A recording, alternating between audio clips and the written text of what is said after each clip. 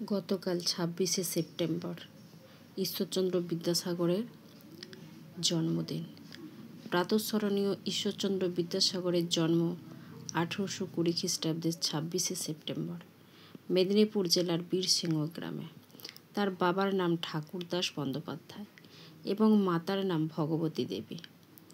পাণ্ডিত্যের জন্য তাদের পরিবারের খ্যাতি ছিল, কিন্তু আর্থিক অবস্থা মোটেই সচ্ছল ছিল না। ঈশ্বরচন্দ্রের বাল্য ও কৈশোরের দিনগুলি কেটেছিল কঠোর দারিদ্র্যের মধ্যে। আর্থিক অসচ্ছলতার কারণে ঠাকুরদাসকে অল্প বয়সে বীরসিংহ গ্রাম ছেড়ে অর্থোপার্জনের জন্য কলকাতায় যেতে হয়।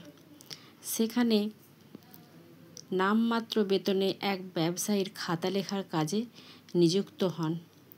ন্যায়নিষ্ঠা, সততা, অধ্যবসায় ও স্বাধীনচেতা মনোভাব সম্বল করে তিনি কালক্রমে সমাজে প্রতিষ্ঠা লাভ করতে সমর্থ হয়েছিলেন।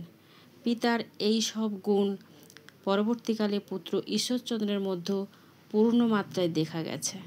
কঠোর দারিদ্র্যের মধ্যে দিন কাটাতে হলেও ঈশ্বরচন্দ্রের মনোবল ছিল অসীম। গ্রামের পাঠশালায় পড়াশোনা কখনো অমনোযোগী হননি।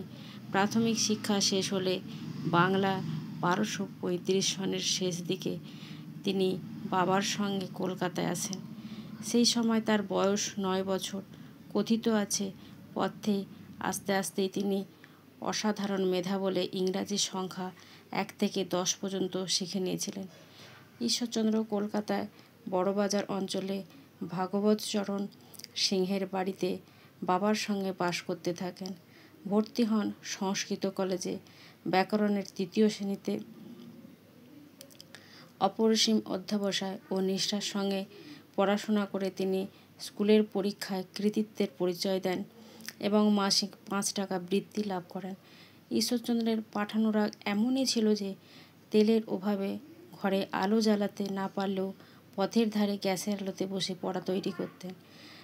এমনি অবিরাম কষ্টের মধ্যে তাকে স্কুলের পড়া চালাতে হয়েছিল।